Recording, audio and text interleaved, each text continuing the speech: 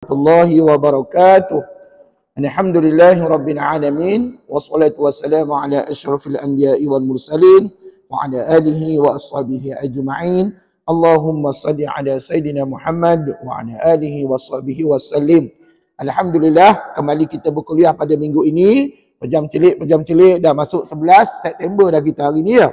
11 September 2023 juga bersamaan dengan 25 Safar 1445 Hijriah.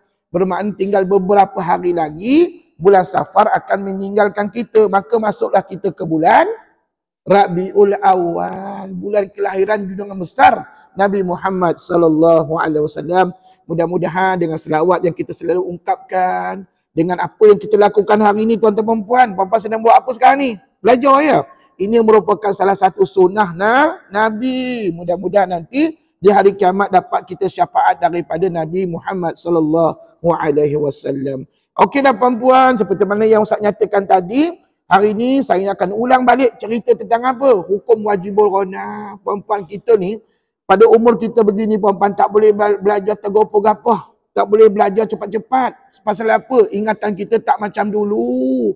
Kalau hari ni Ustaz ajar 10, kadang-kadang satu tu pun susah nak faham. Allahu Akbar. Bukan macam dulu muda-muda dulu. Ustaz 10 pensyarah saya cerita 10 saya faham. InsyaAllah itu dulu. Sekarang ni puan-puan mungkin kita dah makin slow, mata kadang-kadang tak nampak, telinga kadang-kadang tak dengar apa yang Ustaz khabar walaupun Ustaz pakai mic. Puan-puan, Allahu Akbar, itulah hakikatnya diri kita. Sebagaimana yang disebut oleh Allah Subhanahu Wa Taala dalam surah Yasin. Puan-puan suka baca surah Yasin kan? Ada satu ayat ni berbunyi, A'udzubillahi minasyaitonirrajim. Wa man nu'ammirhu nunakkishu fil khalqa afala ya'qilun.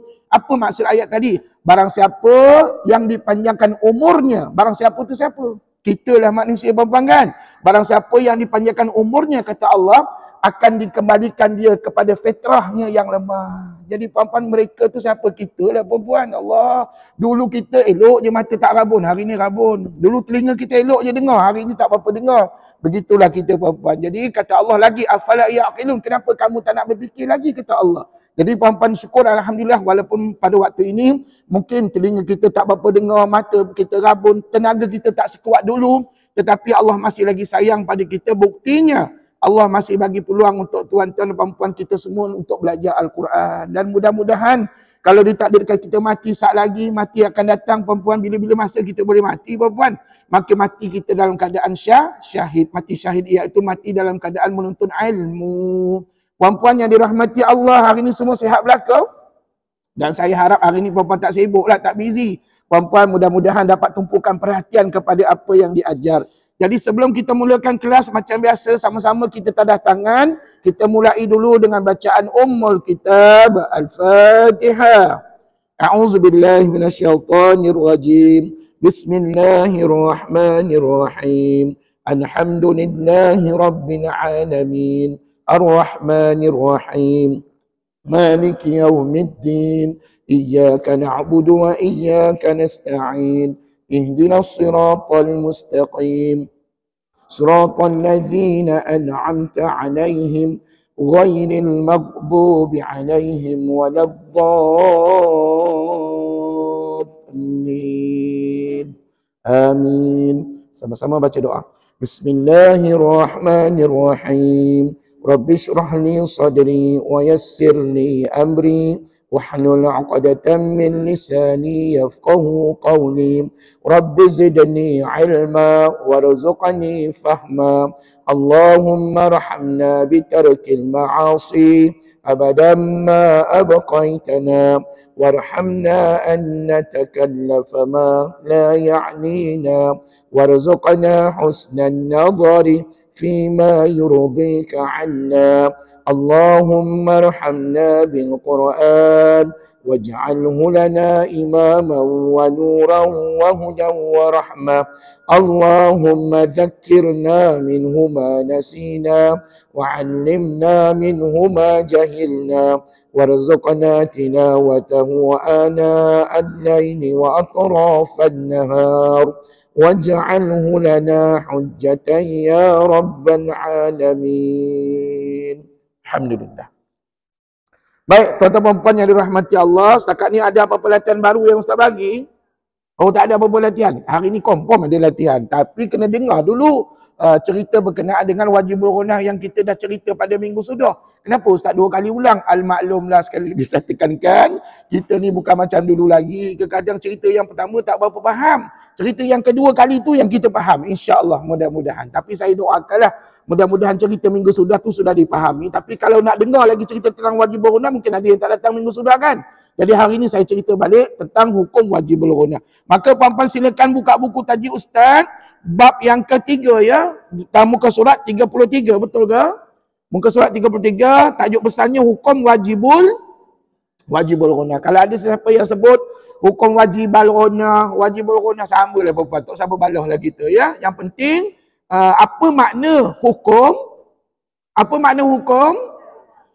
Kaedah. Seharusnya puan-puan dah boleh jawab soalan Ustaz ni pasal apa? Ni soalan minggu sudah. Ustaz repeat balik, Ustaz ulang balik ya. Dan mudah-mudahan siapa yang tak datang minggu sudah dapat memahamilah lebih lanjut apa yang dikatakan wajibul ghunah. Hukum itu kaedah ataupun cara bacaan.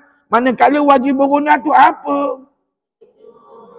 Wajib dengung, wajibul tu wajib, ghunah itu dengung. Dan puan-puan wajib itu apa maknanya? Wajib tu mesti, ghunah tu dengung tu bunyi apa je? Bunyi sengau. Kat mana bunyi sengau kita? Alhamdulillah, jelas dekat situ puan-puan ya. Maklumlah kalau anak cucu tanya, maka itulah jawapan kita kepada anak cucu kita, insya-Allah. Amin. Puan-puan yang dirahmati Allah, perasan tak sebelum saya cerita lebih lanjut tentang hukum wajibul ghunah ni puan-puan, perasan tak masa tahap dalam bab 1 dan bab 2, sebelum ni kita belajar bab 1 bab 2 kan? Ada tak mana-mana hukum yang menggunakan mim sabdu dan sabdu? Sebelum ni ada tak? Jawabnya ada puan-puan. Jangan tak confident sebab puan-puan dah belajar dengan ustaz sebelum ini. Melainkan kalau puan-puan tak pernah attend kelas ustaz. Baik, jadi sesiapa yang pernah datang kelas ustaz, maka sebelum ini dalam bab 1 ada satu hukum ni namanya idgham ma'al ghunah. Sebut? Kalau tak berapa ingat apa jumpa apa idgham ma'al ghunah ustaz ya? Mari kita selak seketika muka surat di depan kita tu, muka surat bab 1 kita, iaitu muka surat berapa ni? 19 ke? Muka surat 19, tak silap ustaz? Ya betul, muka surat 19. Cuba kita ghostan balik buku tajuk ustaz. Puan-puan, inilah gunanya buku. Senang kita refer bila-bila masa. Puan-puan, kalau tak ada buku nanti kita tak tahu nak refer dekat mana. Jadi puan-puan, dalam muka surat 19, ada tak satu hukum namanya idgham ma'al ghunah? Ada. Jadi idgham ma'al ghunah ni, puan-puan perasan tak? Apa jumpa apa jadi hukum ini? Apa lah tiba-tiba ya wa mim nun puan-puan sebut pertemuan antara nun mati atau tanwin dengan 4 huruf dalam 2 kalimah sahaja.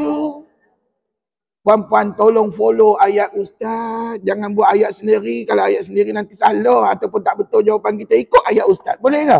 Sekali lagi puan-puan, apa jumpa apa jadi idgham ma'al ghunah? Jawab. Nun mati atau tanwin dengan 4 huruf dalam 2 kalimah saja. Persoalannya, apakah 4 huruf idgham ma'al ghunah? Dan puan-puan perasan tak antara 4 huruf tu ada mim dengan nun kat situ?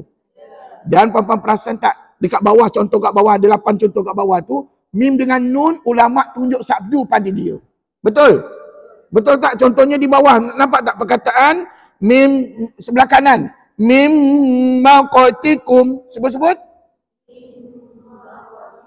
Bukankah ada mim sabdu tu? Kemudian di bawah pula, lan nadkhulaha.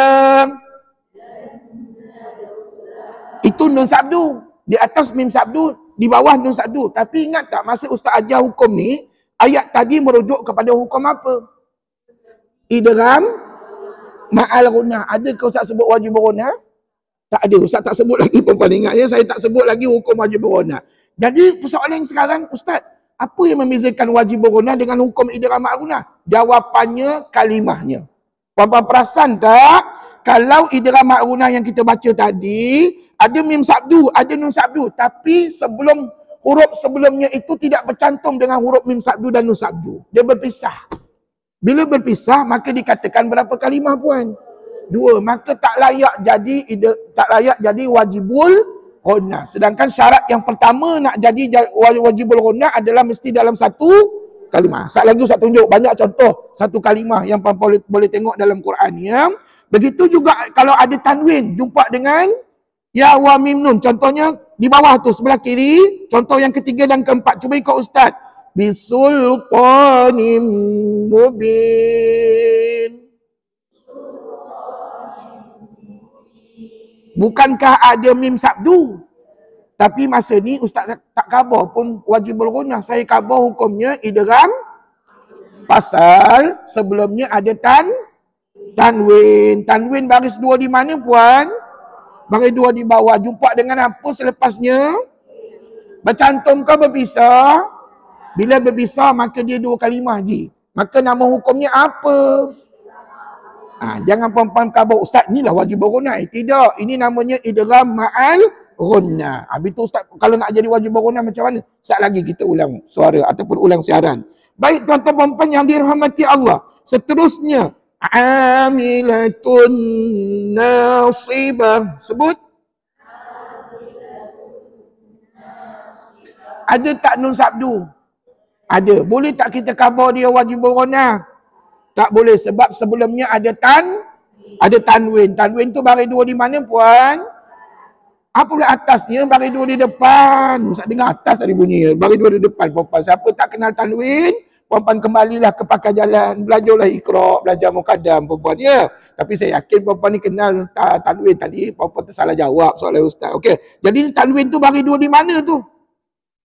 Baris dua di depan. Jumpa dengan apa puan? Nun. Nun tu ada sabdu kan? Dan puan-puan nampak dia bercantum ke berpisah pada dia?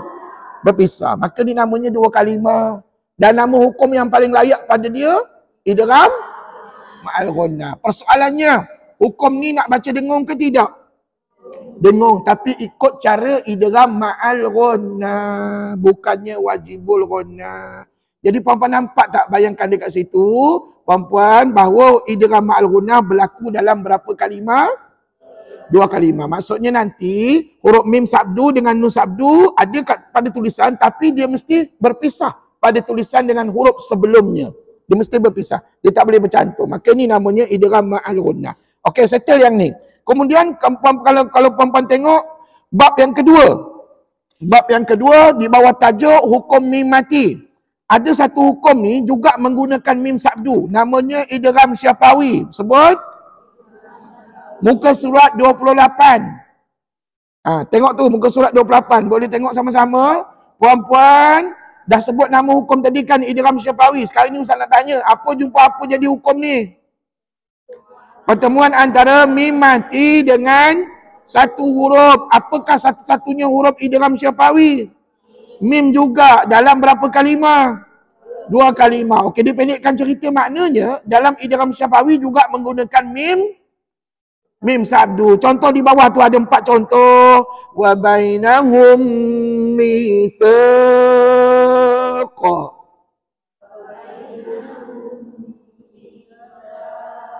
Ada mim sabdu je? Ada. Tapi sebelum mim sabdu ada mim apa?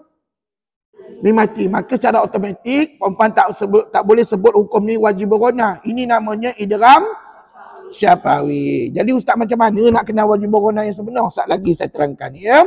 Kemudian baca contoh yang berikutnya. Sebelah kiri. Wa hum muhtadun.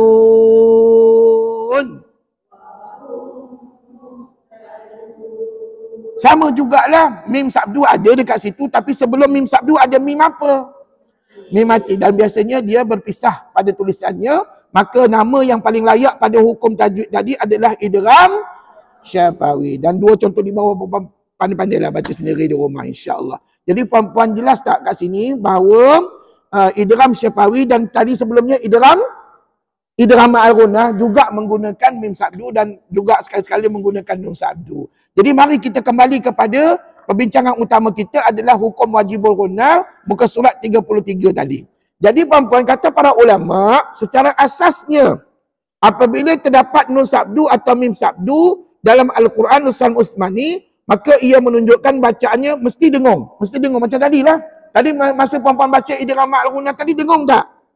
Dengung. Tapi nama hukumnya bukan wajibul ghunnah. Nama hukumnya idgham ma'al ghunnah. Begitu juga yang selepas yang tadi kita baca idgham syafawi. Mim mati jumpa mim sabdu, nama hukumnya adalah idgham syafawi. Dia bukan wajib berguna. Jadi persoalan sekarang ni, macam mana nak cari kalimah yang betul-betul namanya wajibul guna. Maka puan-puan kena fahamkan apa makna wajibul guna adalah wajib dengung, dan cara nak kenal dia ada berapa ciri? Ada 5 ciri. Jadi saya ulang balik tulisan di whiteboard, mudah-mudahan dapat memahamkan lagi apa yang diajar pada minggu sudah. Baik. Jadi sekarang ni kita dah sampai bab yang keberapa? Bab yang ketiga. Dan puan-puan kena tahu, dalam semester ni puan-puan kena habiskan 5 bab belajar dengan ustaz, ya. Jadi sekarang ni baru bab yang ketiga, dan insya-Allah mungkin dalam tahun ni juga puan-puan akan selesaikan 5 bab pembelajarannya dengan ustaz. Baik, puan-puan. Jadi secara basicnya wajib berguna itu berlaku ya apabila kita nampak mim sabdu, nun sabdu. Tapi kena tengok juga ciri-ciri wajib berguna seperti mana yang ustaz nyatakan. Tapi sebelum tu puan-puan boleh bagi tahu ustaz tak? Apakah huruf wajibul guna? Mim dengan nun. Sebenarnya tak payah sebut sabdu pun tak apa. Ustaz tanya huruf wajibul guna, bukan syarat nak jadi wajibul guna. Okey. Jadi sekali lagi dia ulang, apakah huruf wajibul guna? Mim dengan nun saja. Ni kalau keluar dalam exam, keluar dalam latihan boleh jawab? Boleh. Kalau ustaz jawab nun dengan mim? Boleh juga puan-puan. Pimai-pimai tangtu lah puan-puan. Mim dengan nun sama, nun dengan mim sama lah puan-puan. Cuma berhati-hati. Kadang-kadang pelajar terlampau excited menjawab soalan ustaz. Ni, titik ni dia letak bawah. Kalau letak bawah jadi huruf nun ke? Letak bawah jadi huruf apa? Jadi huruf ba. Maka salah pada jawapan. Terlampau seronok sangat. Alah, ustaz ni soalan senang. Ya, soalan senang. Tetapi berhati-hati dengan titik. Nun titiknya adalah satu di atas. Dan pada minggu sudah ada tak ustaz khabar? Kenapa ulama pilih 2 huruf ini sebagai huruf wajibul ghunnah? Kenapa? Ada jawapannya seminggu sudah. Tengok balik. Sebab ni ada harapan ustaz soal ustaz jawab ni. Sebab hanya huruf mim dengan nun saja yang keluar ikut pangkal hidung. Huruf lain kalau puan-puan letak sabdu dia tak akan keluar ikut pangkal hidung. Hanya mim dengan nun saja. Buktinya macam mana? Ingat tak minggu sudah ustaz kata cuba kita bayangkan mim yang bersabdu macam mana bunyi je? Mim sabdu macam mana bunyi? Amma sebut. Imma sebut. Umma sebut. Saya rasa tak payahlah saya tunjuk kat whiteboard, puan-puan dah belajar dulu masa muqaddam, masa iqra ya puan-puan ya. Jadi itu bunyi mim yang bersabdu, kedengarannya ada bunyi sengau tak? Bunyi sengau tu di mana? Mesti dia dalam rongga hidung kita. Jadi puan-puan itu sebab mim dengan nun dipilih sebagai huruf wajibul ghunnah. Begitu juga dengan nun. Cuba bayangkan nun bersabdu, sebut. Anna sebut. Inna sebut. Unna sebut. Pun sama juga keluar ikut pangkal hidung. Cuba kita test huruf lain. Cuba bayangkan ba bersabdu. Abba sebut. Mana ada Tok Imam baca ab? Ba tak ada perempuan. Kalau ada maka ajalah sesatlah namanya perempuannya. Salah. Tak boleh. Huruf lain tak boleh. Huruf ba tak boleh. Huruf apa lagi? Huruf dal. Cuba bayangkan dal bersabdu. Ikut. Adda. Idda. Udda. Tak ada bunyi sengau. Siapa bunyi sengau maka hidungnya tak sihat lah tu perempuan ya. Dia tak akan bunyi sengau. Sebab apa? Kata ulama mengatakan bahawa hanya mim dengan nun saja yang keluar ikut pangkal hidung ataupun rongga hidung kita. Maka kalau huruf lain bersabdu jangan apa? Jangan dengung lah perempuan. Kecuali mim dengan nun bersabdu saja. Tapi kena ingat ada 5 ciri. 5 ciri nak jadi wajibul ghunnah. Okey, baik. Apakah ciri yang pertama? Mesti dalam satu kalimah. Mesti dalam satu kalimah. Dalam satu kalimah. Apa makna kalimah? Ya, perkataan. Apa makna perkataan? Gabungan beberapa huruf. Ada tak jawapan yang Ustaz bagikan sebelum ni? Gabungan beberapa huruf. Jadi sekarang ni, saya nak bagi tahu apa makna satu kalimah. Satu kalimah ni maknanya apa? Iaitu huruf nun sabdu atau mim sabdu bercantum dengan huruf sebelumnya. Statement ni tak ada minggu sudah. Jadi minggu ni Ustaz tambah lagi supaya puan-puan lebih mudah faham. Sebab tadi ada pelajar bertanya dengan ustaz, tak berapa faham apa maknanya satu kalimah. Jadi untuk penerangan wajibul ghunnah ni, dalam satu kalimah ni maknanya apa? Huruf nun sabdu sebut atau mim sabdu bercantum dengan huruf sebelumnya kecuali alif. Kecuali alif. Puan-puan, alif je tak boleh bercantum. Ustaz, cuba Ustaz bagi contoh. Baru kami nampak macam mana yang dikatakan bercantum. Okey, dengar molek-molek. Tengok, saya tunjukkan contoh. Kat sini mim sabdu. Kat sini saya tunjukkan contoh nun sabdu. Banyak dalam Quran. Contohnya perkataan begini.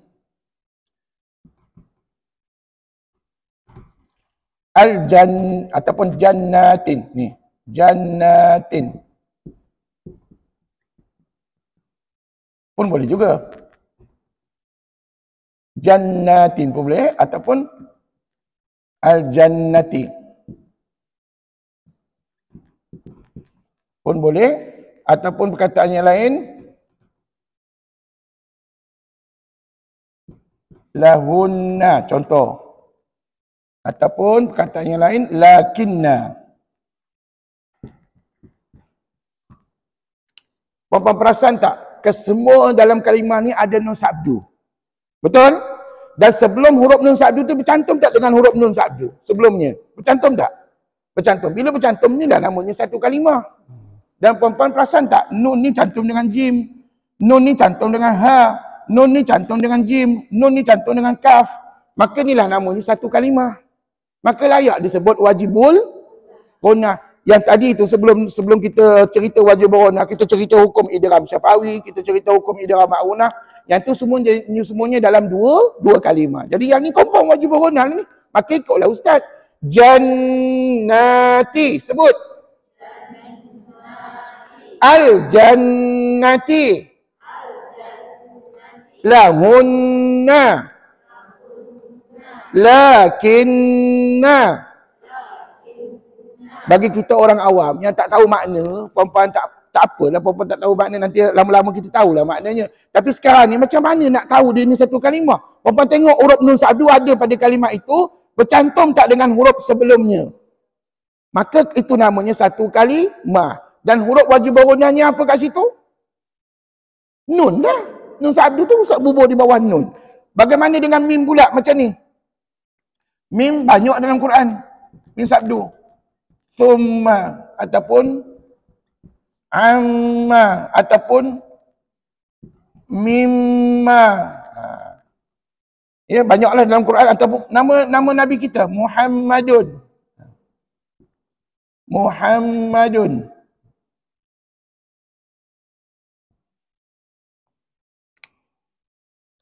Puan-puan, semuanya ada mim sabdu dan sebelum mim sabdu tu dia bercantum hurufnya.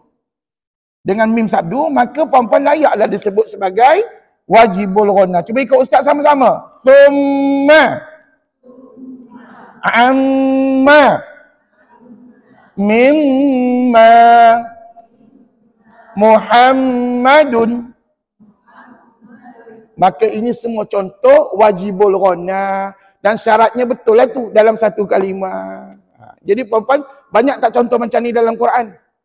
Banyak sungguh. Ustaz tadi ustaz kata, huruf nun sabdu dan mim sabdu tu bercantum dengan huruf sebelumnya. Tu kami nampak bercantum ustaz. Bagaimana dengan kecuali alif ni ustaz? Kecuali alif macam mana? Puan-puan, kata ulama, nanti dalam Quran huruf alif tak boleh bercantum. Huruf nun sabdu ataupun mim sabdu dia tak boleh bercantum dengan huruf alif. Kalau bercantum nanti alif jadi melengkung. Bila melengkung nanti jadi huruf lam. Jadi huruf alif tak boleh. Contohnya macam mana? Contohnya perkataan inna. Ni selalu kita jumpa. Ataupun anna. Ataupun amma. Ini selalu kita jumpa kan? Dalam Quran. Imma. Puan-puan, nampak tak ada nun sabdu, ada mim sabdu? Tapi sebelumnya huruf apa? Dia tak boleh bercantum. Tapi kata ulama, yang kamu jumpa tu adalah satu kalimah. Itulah satu kalimah. Jadi huruf alif je tak boleh bercantum. Sebab kalau bercantum nanti dia jadi melengkung. Bila melengkung jadi tukar huruf lain pula. Jadi bahaya dari segi makna ayat. Jadi puan-puan kena faham, yang ni semuanya adalah wajibul ghunnah yang berlaku dalam satu kalimah juga.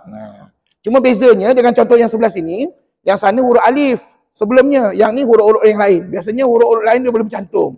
Tapi kalau huruf alif tak boleh. Tapi still disebut sebagai wajibul ghunnah. Marilah ikut ustaz. Inna, anna, amma, imma. Apa hukum nun sabdu dengan mim sabdu yang perempuan baca tadi? Wajib ghunnah. Mana pun tahu. Cukup syarat. Lah jawab mudah gitulah perempuan, cukup syarat. Tapi kena ingat, tadi yang saya cerita ni adalah syarat yang pertama dalam satu kalimah. Jadi perempuan faham tak apa makna satu kalimah di sini, ya? Mudah-mudahan dengan statement yang Ustaz bagi ni lagi jelas kepada kita bahawa sebenarnya keadaan begini banyak kita jumpa dalam Quran kita ni. Maka perempuan, apa lagi sempurnakan tanggungjawab kita dengan membaca dengung bunyi sengau selama berapa harakat? 2 harakat. 2 harakat tu apa makna? 2 kiraan ataupun 2 second. 1, 2, begitulah kiraannya. Okey dah. Settle yang pertama ni. Syarat yang pertama, ciri yang pertama dalam satu kalimah. Setakat ni ada soalan nak tanya? Ada soalan? Tak ada. Alhamdulillah. Kita pergi kepada yang kedua pula. Syarat yang kedua apa dia? Dalam buku tajuk Ustaz, terdapat huruf, sudah tentu terdapat huruf nun sabdu atau mim sabdu dan mempunyai dan berbaris padanya. Biasanya kalau kita nampak wajib ghunnah ni, biasanya dalam Quran perempuan tak akan jumpa nun dengan mim sabdu saja tanpa baris. Biasanya ada baris. Sama ada baris 1 ataupun baris 2. Cuba perempuan tengok contoh yang tadi tu. Ni, contoh yang ni. Inna, anna, amma, imma. Perempuan nampak tak semuanya ada nun dengan mim sabdu? Dan dalam masa sama ada baris. Betul? Jadi perempuan, inilah syarat yang keduanya, mesti ada baris pada huruf nun dengan mim sabdu supaya makna kalimah itu lengkap.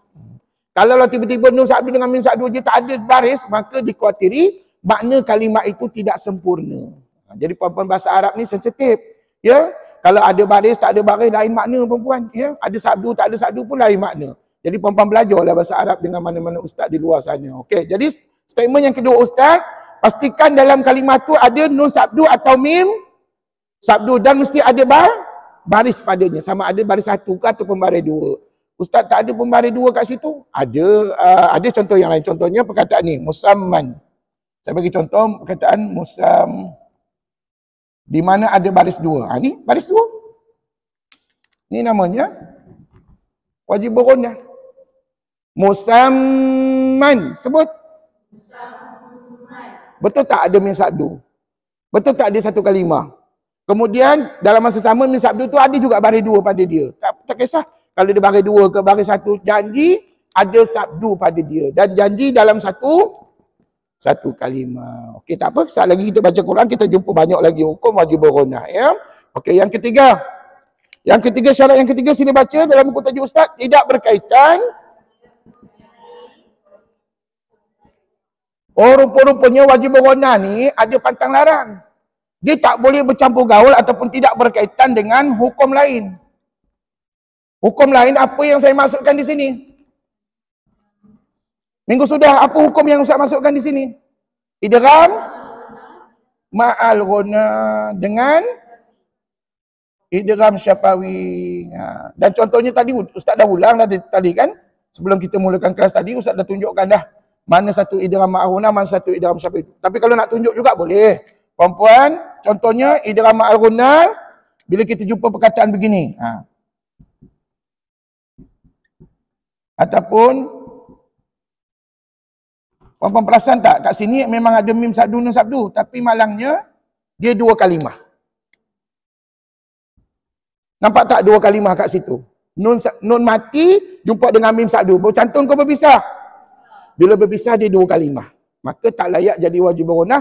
Lebih kepada idgham ma'al ghunnah yang ni. Begitu juga manna. Sebut. Apa nama hukum? Idgham ma'al ghunnah. Atas sebab dia 2 kalimah. Kalau 1 kalimah macam di sana baru jadi wajib ghunnah. Ya. Dan satu lagi contoh untuk idgham syafawi pula. Contohnya ingat tak minggu sudah saya bagi contoh perkataan humma. Humma sebut Ada tak mim sabdu?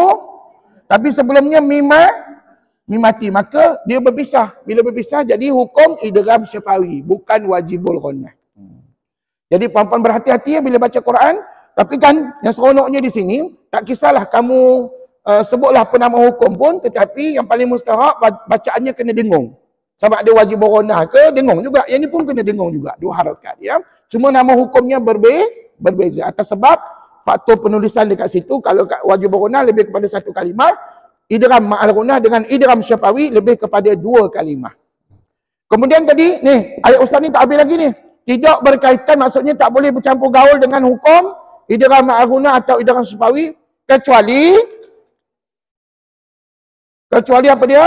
Alif lam kebetulan. Nanti puan-puan belajar ni, insya-Allah minggu depan. Kebetulan hukum alif lam syamsiah rupa-rupanya dia guna juga nun sabdu. Dan kalau nak tahu contohnya macam mana? Contohnya pada minggu sudah ada ustaz bagi contoh dah. Tapi saya tulis lagi sekali supaya puan-puan lebih jelas. An-nas, sebut. Nanti kalau puan-puan belajar minggu depan dengan ustaz, ini hukumnya alif lam syamsiah. Tetapi puan-puan perasan tak, dalam penulisan ni ada nun sabdu. Dan kebetulan nun sabdu tu bercantum dengan huruf sebelumnya kan? Maka cukup syarat untuk jadi wajibul ghunnah. Jadi ustaz, kalau kami jumpa kalimah macam ni, kami nak kena nyatakan berapa hukum? Jawabnya dua hukum. Yang pertama, alif lam syamsiah kat sini. Dan yang kedua, wajibul ghunnah. Jadi kalau jumpa contoh macam ni, sat lagi kita baca Quran, maka puan-puan nyatakanlah dua hukum, alif lam syamsiah dan juga wajibul ghunnah. Begitu juga dengan contoh yang lain. Ada contoh yang lain kami minggu sudah saya bagikan. Contohnya perkataan an-nur. Cuba sebut an-nur. Ataupun an-nar. Ingat tak minggu sudah saya bagi contoh kan? Cuba ikut an-nar. Sama jugalah hukumnya alif lam syamsiah dan juga wajibul ghunnah. Asal kita nampak kat situ berlaku dalam satu kalimah. Jadi yang ni puan-puan belum belajar lagi hukum alif lam syamsiah, nanti minggu depan kita belajar ya. Tapi puan-puan faham tak, dalam alif lam syamsiah tu ada hukum wajibul ghunnah. Ini dikatakan kecuali alif lam syamsiah. Maksud ustaz, wajibul ghunnah ni dia boleh share, boleh bergabung dengan alif lam syamsiah. Sebagai contoh kalimah seperti itu. Okey, seterusnya statement yang keempat apa dia? Wajib dengung, dua harakat. Jadi puan-puan, kita ni orang awam ni, kita bukan qori tau. Kita orang awam, tak kira lah kita ni orang awam ke qori ke qariah ke, semua terikat dengan peraturan dengung itu mesti dua harakat. Jadi puan-puan jangan baca laju-laju sampai mengabaikan dengung. Contohnya, qul a'udzu birabbin nas, malikin nas, ilahin nas. Yang tidak boleh puan-puan. Kalau buat juga hukum bacaan kita makruh. Sebab apa? Puan-puan tidak betul dengungnya dua harakat. Dia kena baca gini. Qul a'udzu birabbin nas, malikin nas, ilahin nas, min syarril waswasil khannas alladzi yuwaswisu fi sudurin nas minal jinnati wan nas. Barulah bacaan kita dianggap sebagai bacaan yang sempurna dari segi hukum wajibul ghunnah tadi ya. Jadi ini masalah kepada kita orang awam, kadang-kadang dengung kita kurang daripada dua harakat. Itu masalah kita orang awam. Tapi untuk qari dan qariah, masalahnya mereka berlebih-lebihkan dengung pula. Mentang-mentanglah suara sedap, mentang-mentanglah ada lagu, maka kadang-kadang kita terdengar bacaannya lebih daripada dua harakat. Contohnya kan, qul a'udzu birabbin nas. Lagu sedap, suara sedap. Contoh ni contoh saja perempuan dia. Tapi bacaan tadi dah terlebih dengung dua harakat. Puan-puan tahu apa yang berlaku? Hakim kat belakang pentas tolak markah. Mana saya tahu tolak markah? Saya pernah jadi hakim satu ketika dulu puan-puan. Itulah diambil kira dalam bacaan. Itu sebab puan-puan jangan puan-puan dengar sedap suara qari dan qariah baca Quran, Sedangkan di belakang pentas, hakim tolak markah sebab dia melebih-lebihkan dengung. Perempuan wajib beronah ni merata-rata dalam Quran tahu. Itu tadi baru satu. Kalau 10 kali wajib beronah dia baca macam tadi perempuan, maka ditolak setengah markah. Setiap satu kesalahan kecil setengah markah. Setengah. Kalau 10 bermakna sudah ditolak 5 markah dalam bacaan. Itu sebab pada hari ini, perempuan, saya yakin perempuan tak pernah dengar qari dan qari'ah macam mana hebat membaca Quran, tak pernah dapat 100%. Baru-baru ni tilawah Quran peringkat antarabangsa pun, qari'ah kita dapat 90 lebih saja. Betul? Sebab apa? Ada kesalahan-kesalahan kecil yang kita orang awam tak perasan. Tapi qari dan qari'ah, para hakim perasan. Dia tahu. Itu sebab semua qari dan qari'ah dibekalkan dengan pendengar kat telinga tu supaya dia betul-betul dapat menghayati bacaan setiap peserta yang membaca Al-Quran. Jadi perempuan inilah sedikit sebanyak pengalaman saya masa masuk tilawah dan jadi hakim satu ketika dulu. Alhamdulillah. Baik, yang kelima perempuan, last kali ya. Jadi tak kira lah kita qari ke qari'ah, maka jagalah dengung kita mestikan 2 harakat. Jangan terlebih, jangan terkurang. Okey, syarat yang kelima nak jadi wajib beronah apa dia? Boleh berlaku ketika wasal atau wakaf. Inilah spesialnya wajib beronah. Dia boleh berlaku ketika wasal atau wakaf. Jadi dalam Quran minggu sudah dia bagi tahu. Dalam Quran nanti banyaknya wasal ke banyaknya wakaf? Banyaknya wasal. Contohnya apa tu? Semua yang Ustaz bagi di atas tu, perkataan inna, anna, amma, imma, ini semuanya dalam keadaan wasal. Ini pun serupa juga. Jannati, sebut wasal itu. Al-jannati lahunna, itu wasal. Lakinna, itu wasal belaka. Begitu juga yang dengan ini. Thumma, sebut amma, mimma, Muhammadun, musamman. Itu semuanya dalam keadaan wasal. Jadi perempuan tak perlu lagi saya bagi contoh kat sini. Tetapi kena ingat, sekali-sekala kita akan jumpa wajibul ghunnah dalam keadaan wakaf. Contohnya begini. Okey, saya bagi contoh. Contohnya perkataan, saya ulang balik perkataan lahunna tadi. Ada kita akan jumpa dalam Quran nanti, lahunna itu begini. Dia ada kat sini, saya nampak ya dalam Quran, ditulis dengan huruf qaf lam ya. Ni, qaf lam ya ni wakaf kafi. Biasanya kalau jumpa simbol-simbol kecil ni, perempuan berhenti ke lagu? Siapa yang tak tahu nak buat apa, sahlah perempuan tak belajar lagi lah tu. Bagi orang yang dah belajar, dia tahu qaf lam ya ni maknanya wakaf kafi. Ataupun wakaf aula. Maksudnya, lebih utama berhenti. Maka dalam kalimah ni, perempuan nak kena berhenti ke nak kena wasal? Berhenti. Kalau berhenti macam mana bacaannya? Lahunna. Cuba berhentikan bacaan. Terlajuk pula bunyinya. Sebenarnya bila berhenti, tak boleh sebut na lagi dah. Perempuan kena baca begini. Lahun. Sebut. Puan, hukum apa yang perempuan baca tadi? Wajib beronah. Hukum apa pula yang saya baca? Lahunna, saya baca sambung. Apa hukumnya? Dah. Wajib beronah jugalah sama lah perempuan. Jadi inilah ceritanya. Wajib beronah boleh berlaku ketika wasal dan sekali-sekala kita jumpa ketika wakaf. Begini. Lagi contoh yang lain ada. Dalam Quran. Al-Yammi. Ni saya jumpa. Minggu sudah Ustaz dah bagi contoh ni. Tapi kali ni lebih lengkap lagi. Dia ada wakaf kat ujung ni. Dia ada wakaf jaiz. Ya betul. Dia ada wakaf jaiz. Kat sini. Biasanya kalau jumpa jim kecil macam ni, kita berhenti. Wakaf jaiz tu maksudnya wakaf yang harus. Cuba ikut Ustaz. Cuba perempuan wakafkan kalimah ni. Al-Yammi. Wakafkan? Mimi tak ada lagi. Mimi tak ada lah. Pasal apa? Kata ulama' bila wakaf, mim yang berbaris sudah jadi mati.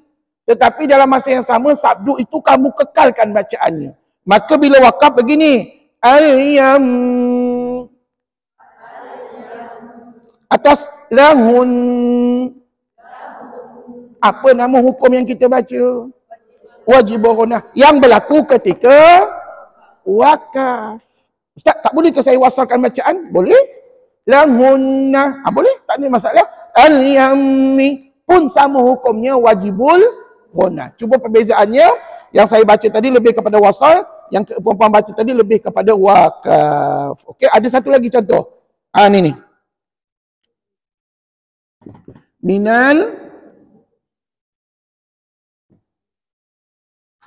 Minal ghammi. Kat sini ada jim. Minal ghammi. Ghammi Ini huruf rin ya. Minal ghammi. Huruf rin. Minal ghammi. Kalau wakaf jadi apa?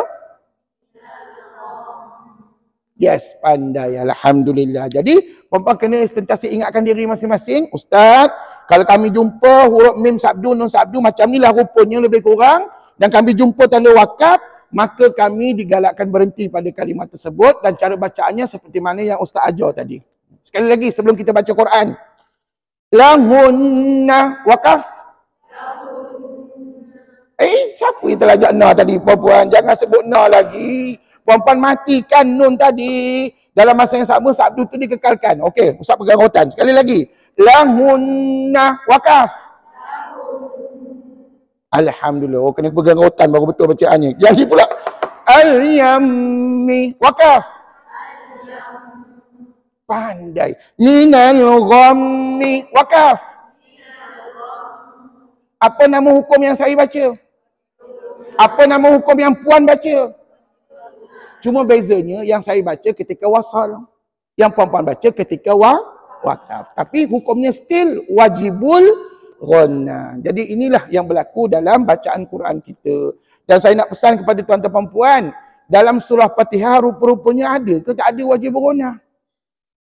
Ada ke tak ada dalam surah Fatihah wajib ghunnah? Kenapa tak ada? Yelah, kenapa tak ada? Orang semua tak cukup syarat. Jawapannya dalam surah Fatihah tidak ada mim sabdu, tidak ada nun sabdu. Betul tak? Dalam surah Fatihah, dah berpuluh tahun dah kita baca Fatihah. Mana ada mim sabdu, mana ada nun sabdu. Yang kami jumpa dalam Fatihah, mim berbaris ada, nun berbaris ada. Nun mati, mim mati ada, tapi sabdu tak ada. Maka kesimpulannya, dalam surah Fatihah tidak ada hukum wajib ghunnah. Jangan dibaca wajib ghunnah dalam surah Al-Fatihah ya. Baik, sebelum saya benarkan perempuan baca Quran, saya nak kita sama-sama buat latihan muka surat yang ke-10. Cuba buka buku latihan. Kali ini latihannya secara langsung. Perempuan buat terus sekarang. Saya bagi masa lebih kurang 5 minit sahaja. Sebab apa latihannya senang. Perempuan sebut betul atau salah saja. Pada setiap kalimah yang ada di situ, kalau betul, wajib ghunnah katakan betul. Kalau salah, salah. Boleh? Okey. Muka surat 10, buku latihan. Jangan salah buku. Okey. Dia ambil kira 5 minit daripada sekarang. Silakan. Boleh berbincang? Boleh sembang-sembang dengan kawan sebelah? Oh, dah siap dah? Dah, tak ada 5 minit. Itu macam 5 second ni pun. 5 minit, tak apa. Kita bagi peluang pada rakan-rakan yang tak siap lagi. Silakan. Okey, perhatikan elok-elok. Kebanyakan kalimah ni ada mim sabdu, ada nun sabdu. Tapi ada yang boleh disebut wajib ghunnah, ada yang tak boleh disebut dengan wajib ghunnah. Dan kalau perempuan pandai kan, kalau perempuan dah belajar dengan ustaz ataupun dengan ustaz-ustaz lain, kalau hukum yang bukan wajib ghunnah, agak-agaknya kat situ nun dengan mim sabdu hukum apa? Perempuan boleh tak sebutkan hukum apa? Kalau bukan wajib ghunnah lah. Kalau perempuan pandai, perempuan tahu jawapannya, nyatakan. Kalau tak tahu tak apa, saat lagi kita bincang.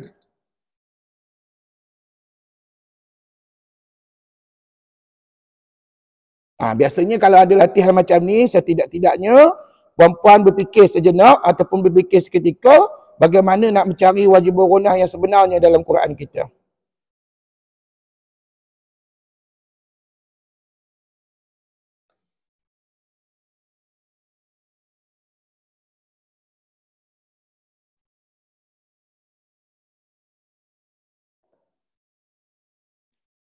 Baik, untuk latihan wajib ghunnah ni ada satu lagi latihan perempuan kena buat di rumah ya. Minggu ni buat di rumah, nanti minggu depan boleh hantar kat ustaz.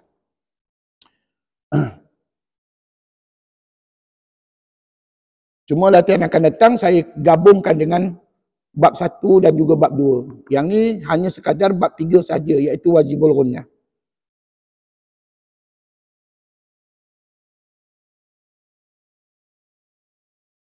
Siapa yang dah siap, tahniah, tapi belum tentu jawapannya betul.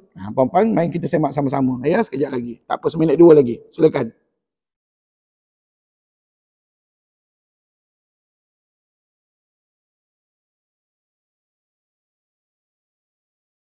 Dan sambil-sambil puan-puan mencari jawapan tu, puan-puan bacalah dalam hati.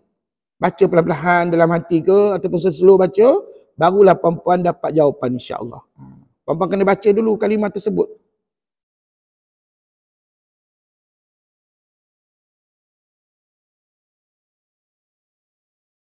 Dan ada satu soalan yang mana jawapannya 2. Maksud Ustaz ada 2 kali wajibul ghunnah. Cuba puan-puan cari kat mana tu? Soalan yang keberapa? Dia ada 2 wajibul ghunnah.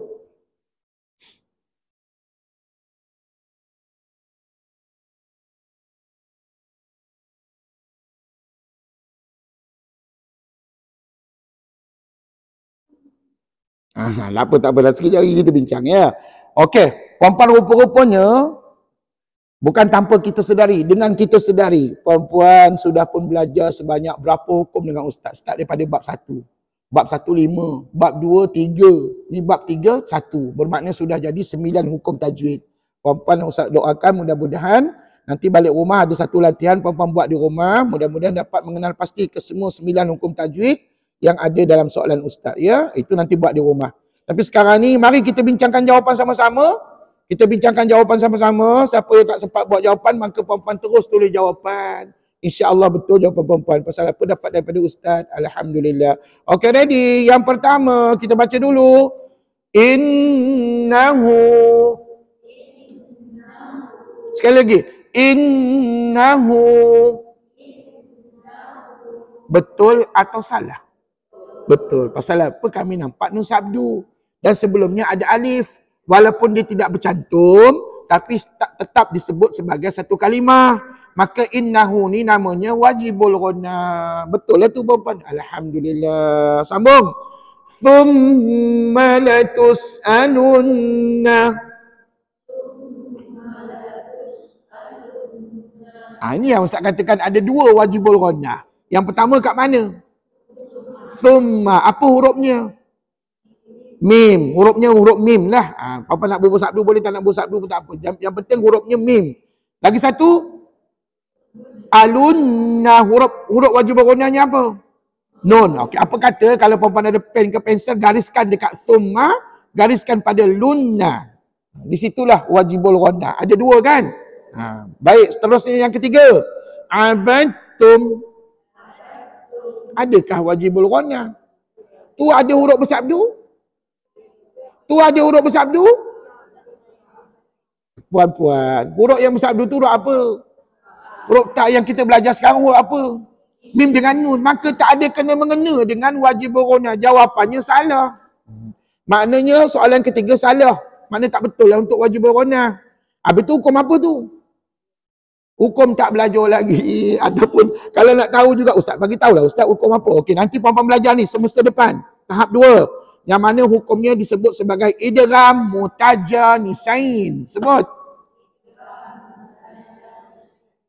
Sebut pun terkelihat lidah perempuan ya. Tak apalah. Itulah nama hukum. Puan-puan akan belajar nanti semester depan. Doa-doa lah. Mudah-mudahan puan-puan sihat. Puan-puan panjang umur. Puan-puan dimurahkan rezeki. Boleh datang ke kelas Ustaz ya semester depan insya-Allah.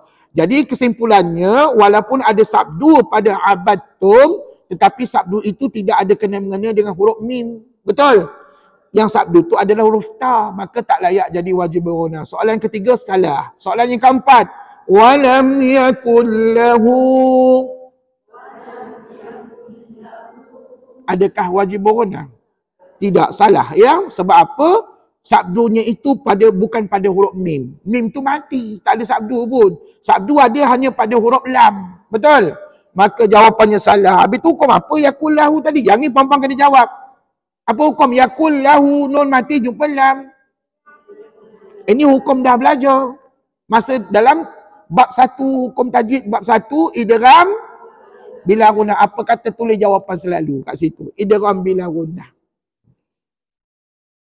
Tapi nanti dulu. Walam ya, mim mati jumpa ya tu pun dah belajar. Mim mati jumpa ya, apa nama hukumnya? Idgham ke izhar? Izhar syafawi. Ustaz dengar macam idgham je bunyinya. Izhar syafawi. Pandai. Perempuan bagus. Maknanya kan perempuan, kita tak boleh fokus hanya satu hukum tau. Dalam Quran macam-macam hukum yang ada. Jadi perempuan kena sentiasa belajar, kena sentiasa ulang kaji semua hukum tajwid yang kita dah belajar. Ya. Okey, maknanya soalan keempat jawapannya salah. Dan kalau nak tahu jawapan pada kalimah walam yakul lahu adalah yang pertama izhar syafawi, yang kedua idgham bila guna. Okey, soalan yang kelima, minal jinnati. Betul ke salah? Kat mana betulnya? Ada nun sabdu, cukup syarat satu kalimah kan? Maka betul lah wajibul ghunna. Gariskan kat situ. Jinnah, jinnati tu gariskan. Sambung soalan yang keenam. Alaihim muqsadah. Betul atau salah? Salah. Kenapa? Salah tu ada mim sabdu. Perempuan pergi tengok. Sebelum mim sabdu ada mim mati. Betul? Dan perempuan nampak dia bercantum ke berpisah.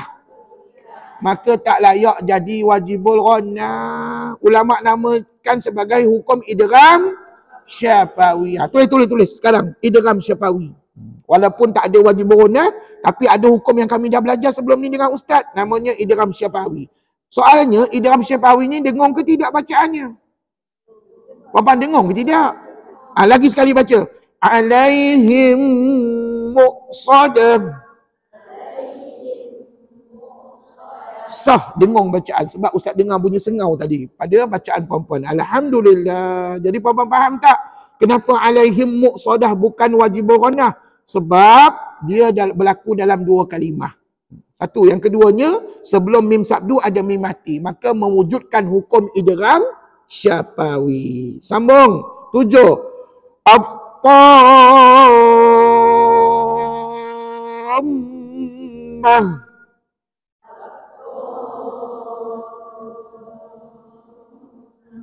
Perempuan tahu tak at-tammah ni adalah satu kalimah. Kenapa satu kalimah? Sebab ada mim sabdu, sebelumnya ada alif. Kan Ustaz kata tadi alif tak boleh bercantum dengan huruf selepasnya. Maka perempuan ini juga dianggap sebagai satu kalimah. Maka perempuan dengar jawapannya tadi betul ke salah? Betul, ini adalah wajibul ghunna. Sekali lagi, cuma perempuan mungkin tak tahu berapa harakat. Okey, saya nak bagi tahu. Tha mesti wajib 6 harakat. No discount. Lepas 6 harakat nak buat apa? Bunyilah wajibul ghunna. Macam mana bunyi wajibul ghunna? Iyalah, dengar macam mana bunyinya. Gitulah. Tutup bibir rapat-rapat. Tengok bibir saya. At-tammah.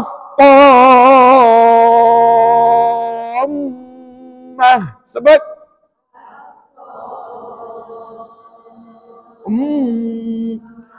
Yang tutup bibir rapat-rapat bunyi sengau tadi hanya selepas kita baca 6 harakat pada ta. Tengok sekali lagi, tengok. At-tammah. Sebut.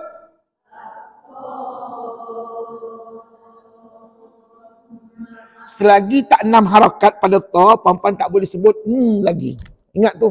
Dan untuk maklumat lanjut, siapa nak tahu apakah hukum ta 6 harakat, belajar semester depan dalam hukum mat. Ya, ini namanya hukum mat. Mat lazim kalimi musaqqal.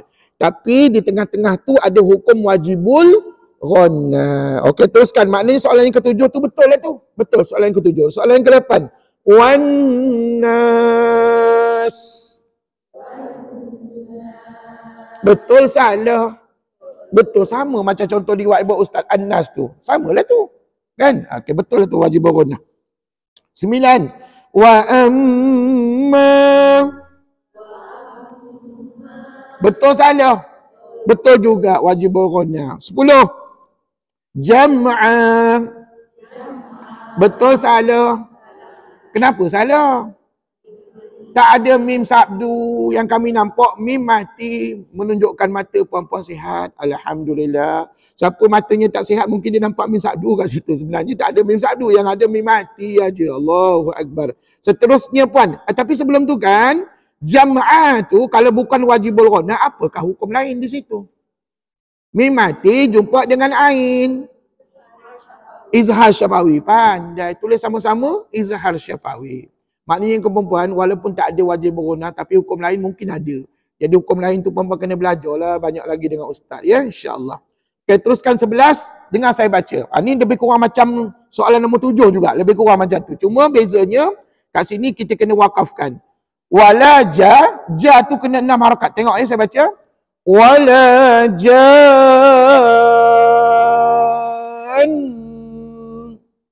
Ikut.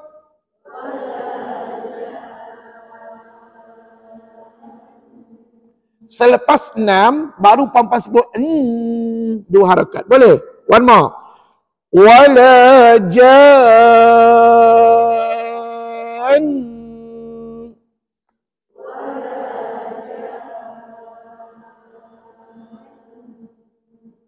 Pandai. Betul ke salah jawapan kita? Betul lah Ustaz Sah nampak tu nun sabdu dekat kalimah jannun. Jannun ni adalah satu kalimah ya perempuan dan cara bacaannya lebih kurang macam soalan nombor 7 tadi ya. Dan kalau perempuan perasan kalimah ini wala jannun ni ada dalam surah Ar-Rahman tak silap saya. Jadi perempuan boleh rujuklah surah Ar-Rahman kita ya. Dan perempuan wajibul ghunnah tadi berlaku ketika wasal ke ketika wakaf. Wakaf pasal kita putuskan suara kita tadi kan. Alhamdulillah. Okey 12. Rasulun minallah.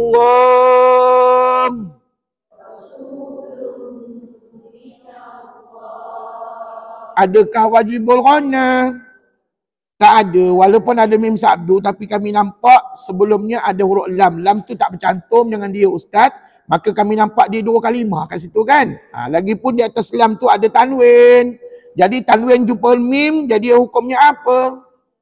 Idgham ma'al ghunnah. Itu yang layak pada dia, bukannya wajibul ghunnah. Jadi kalau ditanya hukum tadi bacanya dengung tak dengung? Dengung. Dengung mengikut hukum idgham ma'al ghunnah. Catat idgham ma'al ghunnah. Kalau malas nak tulis idgham ma'al ghunnah panjang, papan tulis pendek. I am, habis cerita. I am tu idgham ma'al ghunnah. Sambung 13. Wan najmu.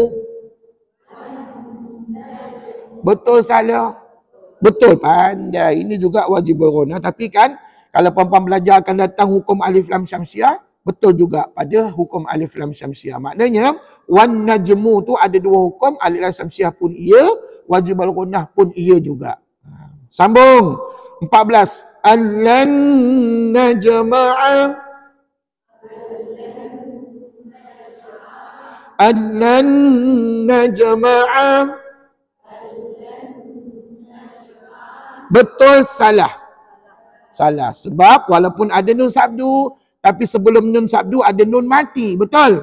Jadi hukum yang paling layak pada dia, nun mati jumpa nun sabdu. Namanya idgham ma'al ghunnah. Biarlah kita jawab ramai-ramai ustaz. Lebih selamat jawapannya. Kalau ustaz tanya seseorang mungkin minggu depan saya tak datang. Allahu Akbar. Jadi perempuan tak, ini pengalaman. Pengalaman saya mengajar Quran. Kadang-kadang para pelajar takut disoal ataupun ditanya seseorang. Jadi kita jawab berjemaah lah perempuan. Ya, lebih selamat.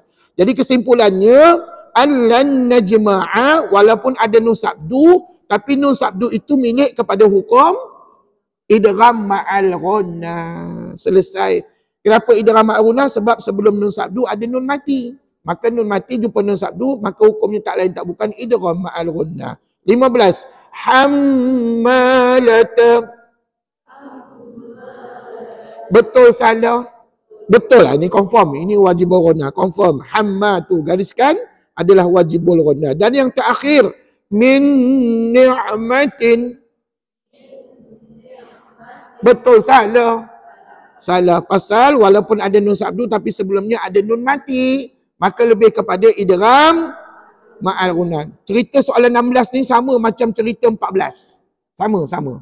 Hukumnya sama, idgham ma'al ghunnah. Jadi puan-puan syukur alhamdulillah setakat ni puan-puan nampak ke tak nampak wajibul ghunnah? Nampak tak? Ke dengan saya tak nampak ke depan ni puan-puan? Nampak belaka ya? Alhamdulillah. Puan-puan, nampak tak nampak tu adalah urusan Allah Subhanahu Wa Taala. Allah yang bagi kepahaman pada kita. Dan saya sentiasa doakan supaya anak-anak murid saya semuanya faham ketika belajar Quran. InsyaAllah. Doa saya lepas sembahyang apa tahu? Ya Allah, Engkau berilah kepahaman yang terbaik kepada semua para pelajarku di saat mereka sedang belajar. Amin. Puan-puan doa macam mana pula? Sendirilah, masing-masinglah puan-puan berdoa, ya. Tapi yang paling mustahak kita minta kepahaman yang terbaik daripada Allah Subhanahu Wa Taala. Bukan ustaz yang bagi faham ni, Allah yang bagi kita faham. Saya hanya perantara saja menerangkan apa yang sepatutnya diterangkan kepada tuan-tuan dan puan-puan. Jadi kesimpulannya, puan-puan nanti balik rumah sebelum saya lupa, puan-puan tolong sambung latihan muka surat 11, boleh tak? Muka surat 11, tapi kali ini latihannya lebih mencabar, di mana puan-puan saya gabungkan 3 bab. Saya gabungkan 3 bab. Yang pertama bab 1 nun mati dan tanwin, yang kedua bab 2 mim mati, dan bab yang ketiga yang latest kita belajar ni adalah wajibul ghunnah. Jadi puan-puan, bab makna dekat sini ada berapakah jumlah hukum yang puan-puan dah belajar? Nun mati dan tanwin ada 5, betul?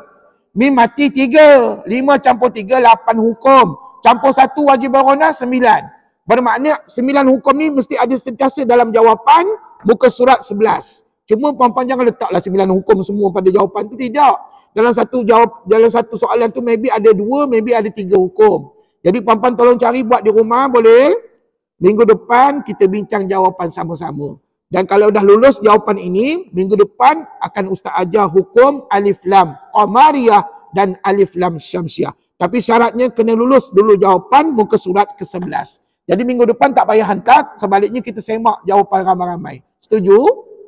Setuju. Ustaz semak, setuju insya-Allah. Tapi kalau soal seorang-seorang, Ustaz kena fikir-fikirkan balik sebab takut kami tak boleh jawab. Okey, tak apa, kita jawab ramai-ramai minggu hadapan, ya. Okey puan-puan, mari kita baca Quran untuk kita buktikan pada Allah Subhanahu Wa Taala bahawa kita adalah umat Nabi yang faham tentang hukum wajibul ghunnah. Muka surat berapa? Surah Al-Baqarah, silakan. Muka surat berapa? Ayat berapa? 86, betul. 86 betul. Ulaikal ladzina ishtarawul hayatad dunya. Puan-puan tahu tak apa yang dikatakan oleh Nabi SAW berkenaan dengan surah Al-Baqarah? Kata Nabi dalam satu hadis, Nabi kata apa tahu?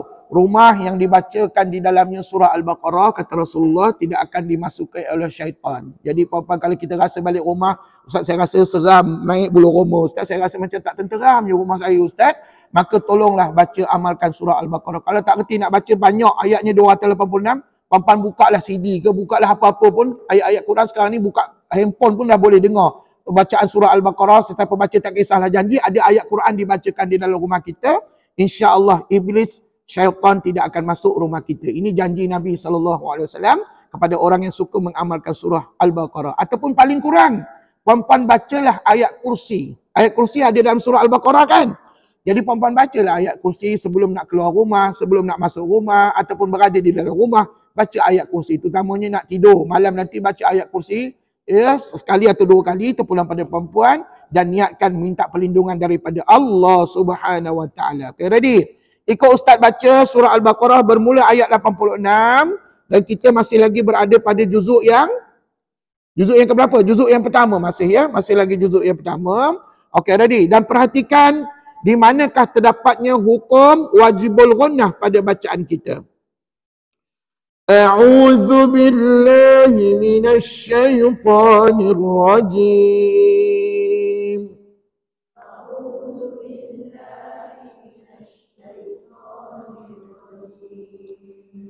Bismillahirrahmanirrahim.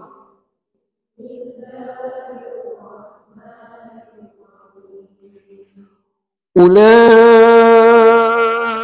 الذين اشتروا الحياة الدنيا بالآخرة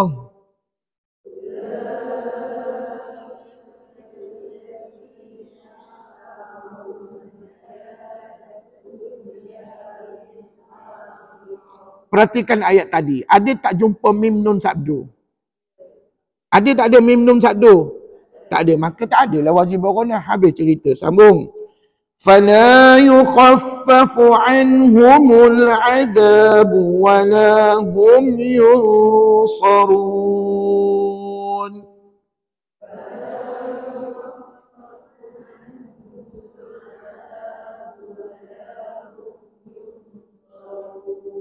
Sekali lagi, ada tak mim atau nun sabdu? Tak ada. Yang ada mim mati Ustaz, ada nun mati. Jadi itu tak ada kena-mengena dengan wajibul ghunnah. Sambung. وَلَقَدْ آتَيْنَا مُوسَى الْكِتَابَ وَقَفَّيْنَا مِنْ بَعْدِهِ بِالرُّسُلِ.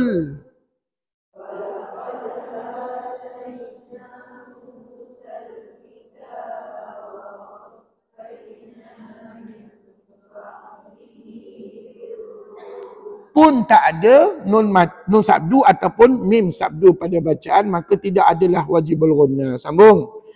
Wa atayna Isa ibn Maryam al-bayyinati wa ayyadnahu bi ruhil qudus.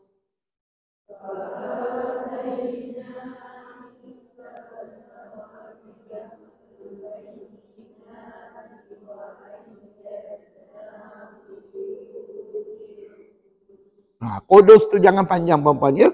Pernah juga saya dengar jemaah baca kudus panjang pula. Sedap bunyi panjang daripada pendek. Sebenarnya baca Quran ni bukan kira sedap. Puan-puan dia ambil kira adalah tajwidnya. Jadi kudus tu tak boleh panjang. Kalau puan-puan kudus panjang bermakna puan-puan sudah menambah huruf pada bacaan. Menambah huruf hukumnya berdosa. Haram. Puan-puan tak boleh tambah huruf ya dalam bacaan Quran. Jadi puan-puan ayat tadi ada takmim dengan nun sabdu lagi? Tak ada. Sambung. أَفَكُلَّمَا جَاءَكُمْ رَسُولٌ بِمَا لَا تَهْوَى.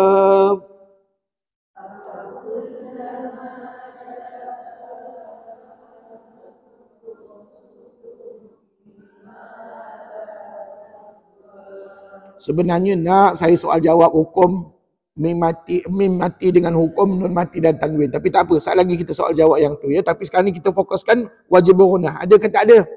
Tak ada juga. Bostan. Bima la tahwa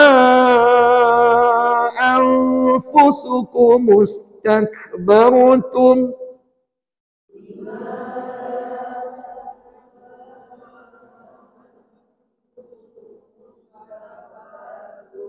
فَفَرِيقًا كَذَّبْتُمْ وَفَرِيقًا تَقْتُلُونَ.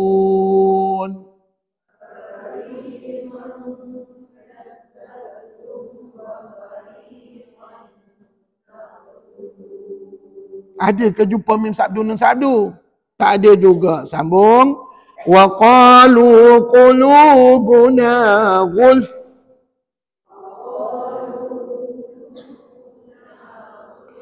بل لعنهم الله بكفرهم فقليلا ما يؤمنون.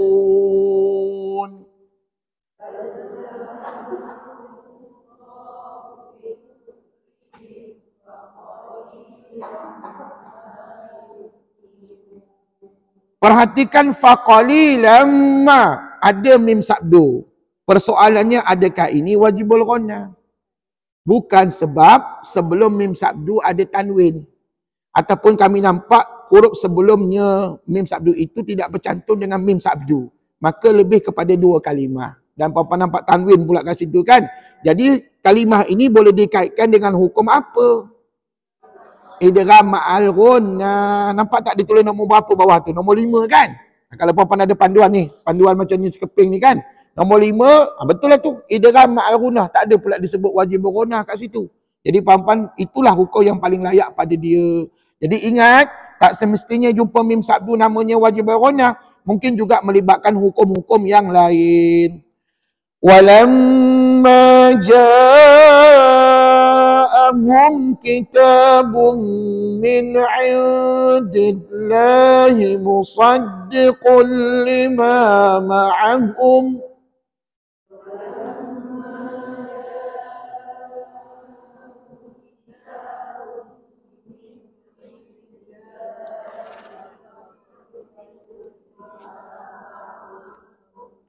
Nampak tak kalimah yang pertama di awal itu? Kalimah perkataan lamma.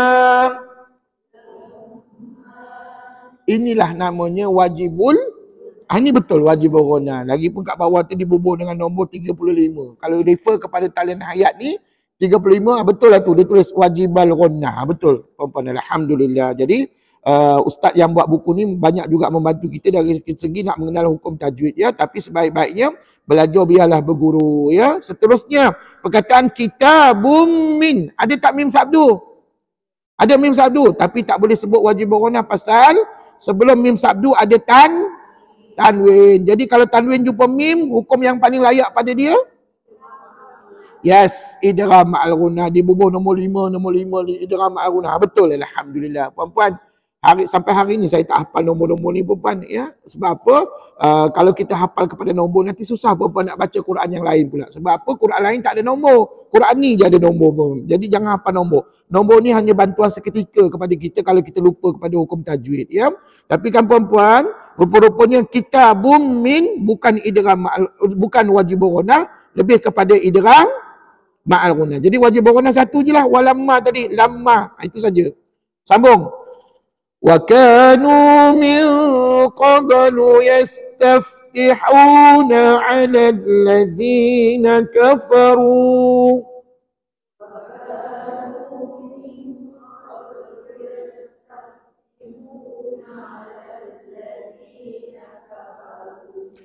فلما جاءهم ما عرفوا كفروا به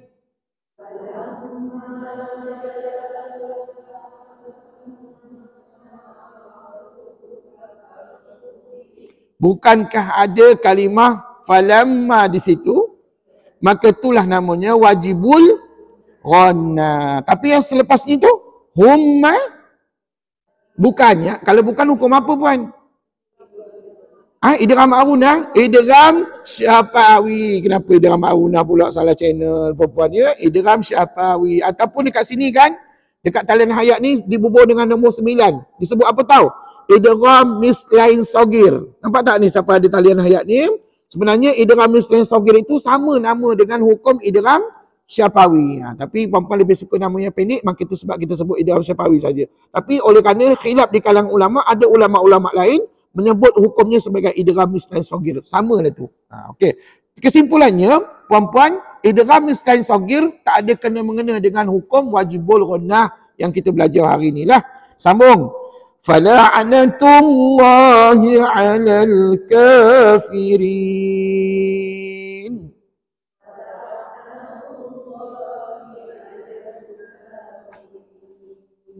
Tak ada lagi dah mim sabdu atau nun sabdu. Sambung. Bi'sa mashtarau bihi anfusahum an yakfuru bima anzalallah.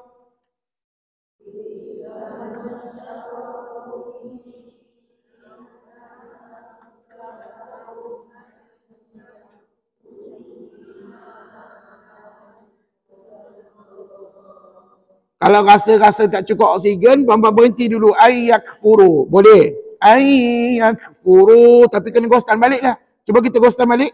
Ayyakfuru bima anzalallah.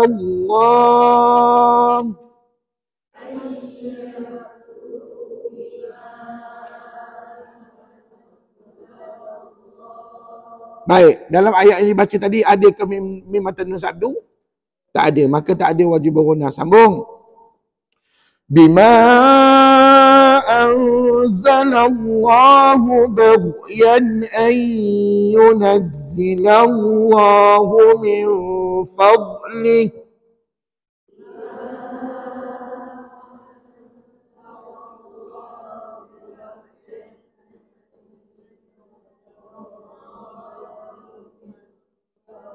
Berhenti. أن ينزل الله من فضله على من يشاء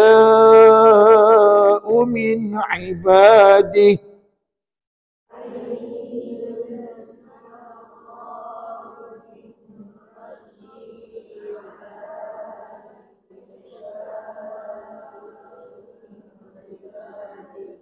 Baik. Puan-puan dalam ayat tadi ada tak mim dengan nun sabdu? Tak ada. Maka tak adalah wajib berguna. Jangan disebutlah wajib berguna pada bacaan. فَبَاءُوا بِغَضَبٍ عَلَى غَضَبٍ.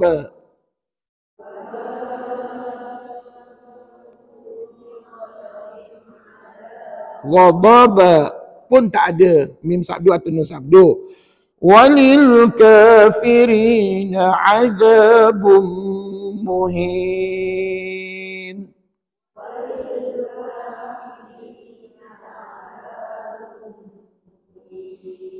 Kebetulan ada mim sabdu, tapi boleh tak sebut wajib berguna? Tak boleh, sebab sebelumnya ada apa? Ada tanwin. Ingat, kalau ada tanwin, kalau ada nun mati, kalau ada mim mati, maka dia bukan wajib berguna, lebih kepada apa ni? Tanwin jumpa mim. Idgham ma'al ghanna. Kan di nombor 5 tu kan? Okey, sambung. Wa idza qila lahum aminu bima anzalallah.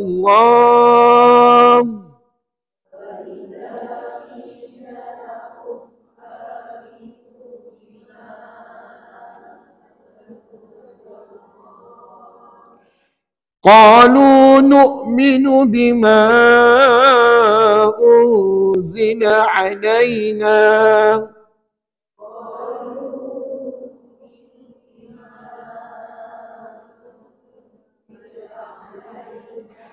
ويكفرون بما وراءه وهو الحق.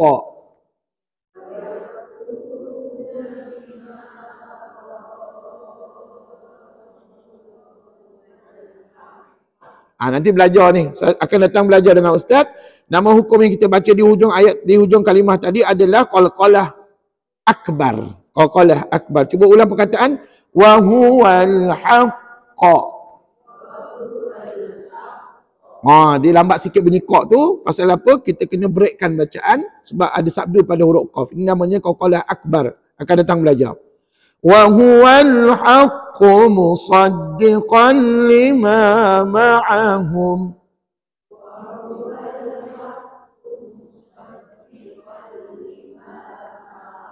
Sepanjang kita baca ayat tadi, jumpa tak mim atau nun sabdu? Tak ada. Maka tak ada kena-mengena dah dengan wajibul ghanna. Qul falima taqtuluna anbiya Allahi min qabl.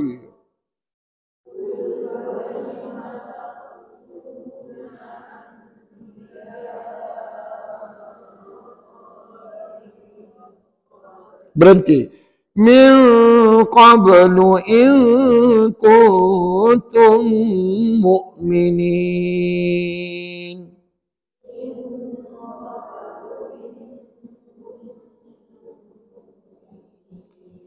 Ada mim sabdu, tetapi boleh disebutkan wajibal ghunnah padanya?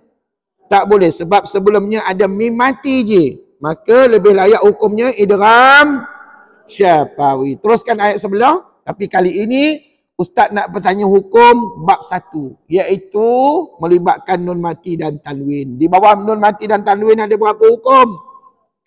Ada 5 hukum. Jadi puan-puan standby jawab 5 hukum di bawah nun mati dan tanwin. Tapi hukum, puan-puan kena ingat ya, hukum tajwid dalam Quran dia bercampur gaul tau, bercampur aduk. Dia tak ada mengikut susunan. Jangan puan-puan duk bayangkan, Ustaz, masa saya belajar dengan Ustaz dulu, mula-mula idgham ma'al ghunnah. Kedua, idgham bila ghunnah. 3, iklab. 4, ikhfa hakiki. Macam Ustaz soal, Ustaz jawab je. Ikhfa hakiki. 5, izhar hakiki. Puan-puan, saat lagi baca Quran, puan-puan tak akan jumpa mula-mula idgham ma'al ghunnah dulu. Mungkin mula-mula jumpa ikhfa hakiki dulu. Jadi dia bercampur aduk ya, kelima-lima hukum tadi. Jadi apapun standby untuk kita cuba jawab ya. Siapa boleh jawab seorang-seorang, jawab seorang-seorang. Siapa tak boleh jawab, ramai-ramai, insya-Allah. Walaqad ja'akum Musa bil bayinat.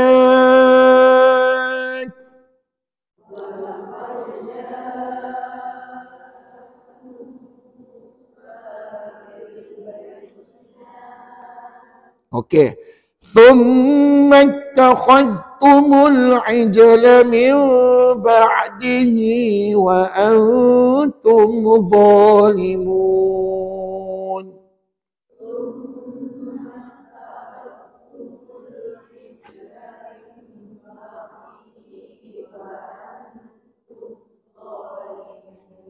Okey, ikut Ustaz sebut perkataan min ba'di. Nun mati jumpa dengan ba. Hukum iklab. Dan perempuan sebenarnya kalau Ustaz tersebut nun mati jumpa ba pun perempuan nampak tak ada mim kecil menegak. Dalam dunia ni tak ada hukum lain melainkan iklab sahaja yang guna mim kecil menegak. Confirm. Cuma kalau anak cucu tanya apa jumpa apa, perempuan jangan pergi berjawab pula. Mim kecil menegak jumpa dengan ba. Tak ada hukum mim kecil menegak jumpa dengan ba. Perempuan yang ada nun mati jumpa dengan ba. Baru jadi iklab. Mim kecil menegak tu adalah isyarat. Tanda merupakan kalimah tadi adalah iklab. Satu lagi contoh. Antum. Sebut.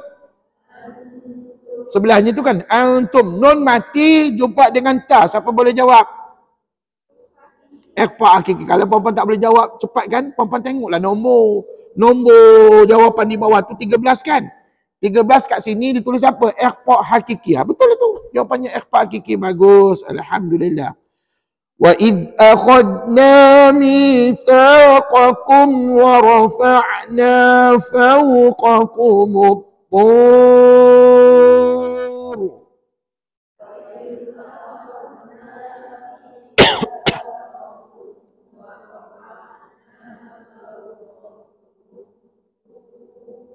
Sambung. Khudhu ma atainakum biquwwatin wasma'u.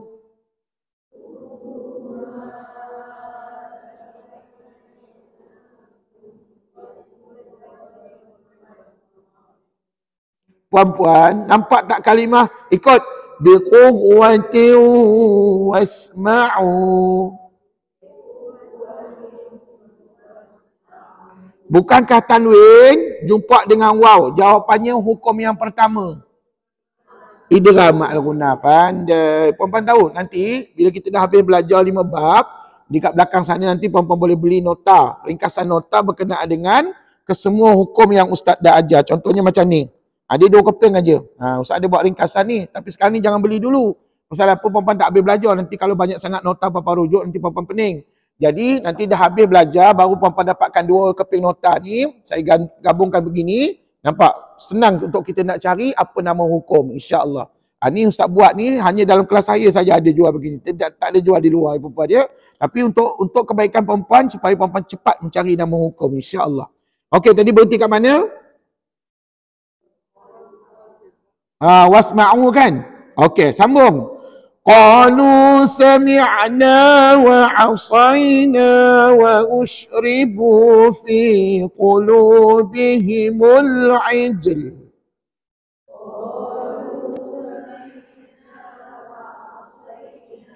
Wa ushribu fi qulubihimul 'ijl. Berhenti.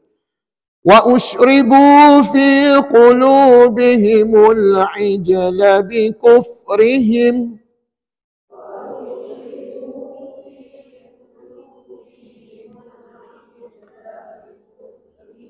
Berhenti. قُلْ بِئْسَ مَا يَأْمُرُكُمْ بِهِ إِيمَانُكُمْ.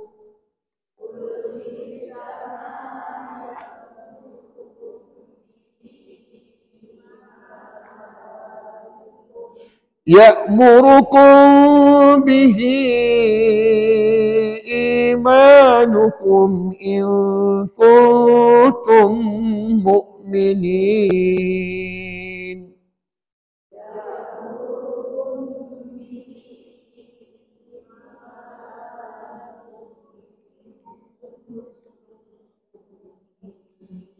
Puan-puan tahu tak, daripada 5 hukum di bawah tajuk nun mati dan tanwin, hukum ikhfa hakiki lah yang paling banyak dalam Quran. Contohnya dalam ayat tadi ada 2. Yang pertama sebut in kuntum. Sebut. Yang pertama in kun. Nun mati jumpa dengan kaf. Yang kedua, nun mati jumpa dengan ta. Itu dah namanya ikhfa' hakiki. Okey, sikit lagi. Qul in kanat lakumud darul akhiratu 'indallahi khalisah.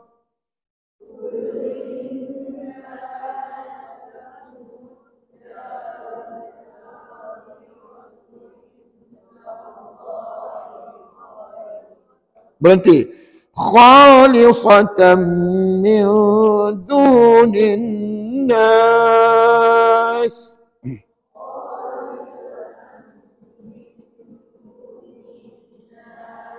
Okey, cuba tengok baris yang kedua kita baca tadi, perkataan khalisatan min. Tanwin jumpa dengan mim. Apa nama hukum? Idgham ma'al ghunna. Alhamdulillah. Sebelahnya tu min duni. Hukum yang paling banyak ikhfa' hakiki. Baru Ustaz tadi Ustaz sebut hukum yang paling banyak dalam nun mati dan tanwin adalah ikhfa' hakiki, nun mati jumpa dal. Dan kalau puan nak cepat dapat jawapan, tengok nombor jawapan di bawah, lagi senang. Sambung. Fatamannawul mauta in kuntum sadiqin.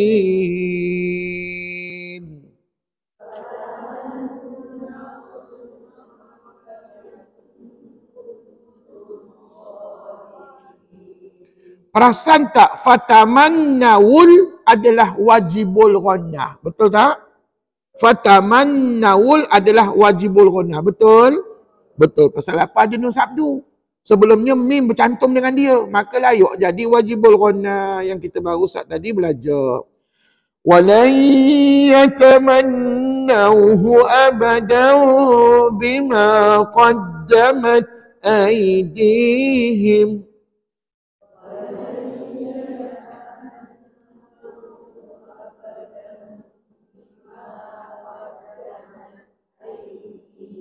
Siapa tahu nama hukum abadan bima, tanwin jumpa dengan ba.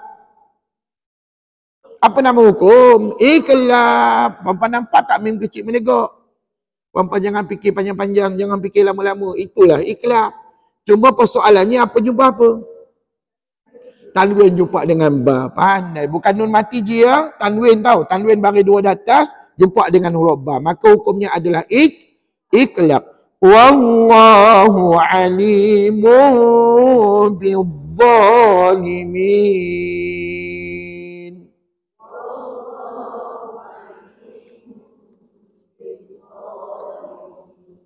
Ada satu lagi iklab kat mana? Alimubi. Alimubi adalah iklab. Apa jumpa apa? Tanwin jumpa dengan ba. Sadaqallahul azim. Baik, selamat kembali ke rumah dengan membuat latihan muka surat yang keberapa tadi? 11 kan? Muka surat yang ke-11. Dan minggu depan ambil perhatian, sebelum saya benarkan puan-puan belajar bab baru, bab yang keempat iaitu hukum alif lam, mari sama-sama nanti kita bincangkan jawapan bagi muka surat 11. Boleh? InsyaAllah. Selamat kembali ke rumah dengan ilmu. Mudah-mudahan dapat membimbing puan-puan ketika membaca Al-Quran nanti insyaAllah. Baik, mari sama-sama akhiri kuliah dengan bacaan tasbih kafarah dan juga surah Al-Asr. Bismillahirrahmanirrahim. Subhanakallahumma wa bihamdik. Asyhadu an la ilaha illa anta. Astaghfiruka wa atubu ilaik. Bismillahirrahmanirrahim. Wal asr. Innal insana lafi khusr. إلا الذين آمنوا وعملوا الصالحات وتواصوا بالحق وتواصوا بالصبر. السلام عليكم ورحمة الله وبركاته.